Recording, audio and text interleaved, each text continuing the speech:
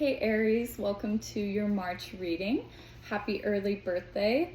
This is going to be your Pisces season message for March. All right. So today I'm actually starting with my spirit cards because I want to give you a message from spirit. Normally I end my readings with this, but I really feel called to start with the spiritual message today. So Aries, what does the universe want to tell you right now? Interesting. So they're bringing up the Olympics, but I feel like it's more symbolic in the sense that you always feel like you're competing for advantages, competing for attention, competing for success, but you're really hard on yourself. Like ultimately, you might be a little impatient, kind of rushing your course in life. But Aries, I feel like you should really take the time to enjoy this aspect, this part of your journey. That's why I'm telling all the zodiac signs. I just feel like everybody needs to hear that right now. Okay, Aries, every cell in my body is conscious and communicates with each positive thought I have. You are your thoughts. That's what's happening here with this sacral rooted throat chakra energy. You need to communicate the positive aspects that you want in your life. Like you have to be willing to communicate to your body, to yourself, to every singular cell in your body that you are a positive person, that life is good, that things do change, that you have things to look forward to. So you're really working on what your thoughts are. And then on the bottom of the deck, my happiness is a direct reflection of how quickly I can shift my perceptions from fear to love. Yep. So you're really trying to work on how you can utilize fear in a way that helps you compete, in a way that allows you to succeed. You don't want to be shaped by fear. You want to be shaped by love. So it's asking you to be happy for yourself, to enjoy the ride that is your life, and to allow fear to be like a good thing, like allow it to inspire you and shift towards going for it and believing in yourself. So Aries, you're working on the way that you think about yourself and the way that you think about success. That's like what I'm really seeing here. Now let's see what chakras you're working on healing, Aries. Let's see what spirit wants you to work on.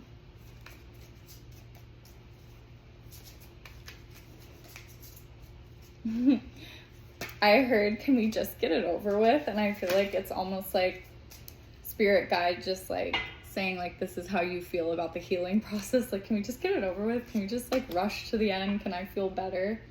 And you know what? Solid points, right? I understand that. Okay, vanity, throat chakra. This goes perfectly with the first card that came out for you earlier. The vanity card has to do with a myth or a legend of a group of people, all rich, all successful, and yet they're all missing the point. They're all drowning in their own creations and their own unhappiness. Vanity has to do with the fact that if you focus too much on yourself, you end up in an illusion that you created on your own and it doesn't make you happy. So really working towards happiness being the goal rather than success being like the determining factor of everything, Aries. You also got the crown chakra for creation, allowing whatever you desire to be in this world to kind of like inspire you to create something, to put your name out there, to believe in yourself, and maybe to go against the path you thought you were supposed to go down. Like maybe you thought you would be doing something different than you are right now, but that's okay. Like I feel like you need to go where you really are meant to be. So trust your life, create what's made for you, what you want to put out in the world, okay? And then on the bottom of the deck, you did get the perfection card. This is the root chakra. Like I said, a lot of these cards have to do with somebody who's chasing the ideal, right? Of being perfect, of having no flaws, of having success, money, beauty. But none of these things bring happiness. And I feel like that's the message behind these cards. Like, trust that you don't need to be perfect. You have to be alive. You have to be human. You have to be authentic in yourself. Okay, Aries, I hope that's like helpful and not like too aggressive, but I feel like your spirit guides obviously have your best interests at heart. Now, bottom of the deck. Okay. So, Aries, this is interesting. You got the Apocalypse card. This is the dream deck, so what's going on in like the unconscious or subconscious minds, what you feel when you're dreaming. Contrary to what you might expect, a dream of the world ending is an exciting and positive sign because brave new beginnings follow. Apocalypse suggests dramatic physical or emotional change taking place in your life, urgently needing for you to reach your full potential. Courage is called upon to live through the changes, but it'll be well worth the effort as the outcome is thrilling. You'll feel more fulfilled and more alive, but to get to that state in the world, it must be dismantled in some way. Even if the dream is fearful, it is pointing out something to avoid.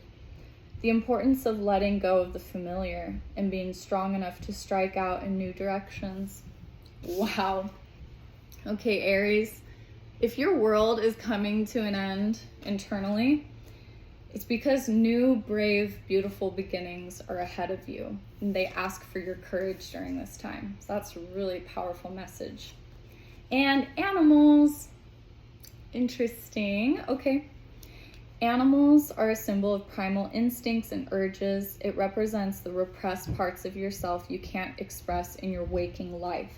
It depends on the specific animal in the dream. It alerts to its character and traditional associations. The most common wild animals appear in dreams are the elephant, denoting memories or a need for patience, the horse meaning strength and a need for quality, the lion suggesting leadership and pride. If an animal is caged or in a zoo, you must show caution or else escape the constraints placed upon you. The mood of your dream helps you choose between the opposites. Pets, if they're healthy and content, suggest your needs are met, but a sick and wounded or neglected pet is the opposite. Interesting, okay.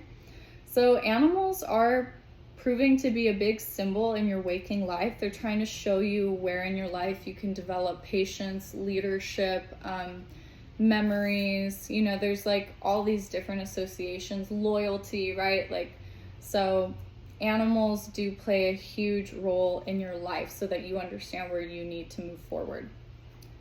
Okay, Aries, last but not least, let's see what's healing in your life in March. Retreat. What else? Enchantment. Beautiful. Throat chakra, all about communication. A really huge one for you this month, Aries.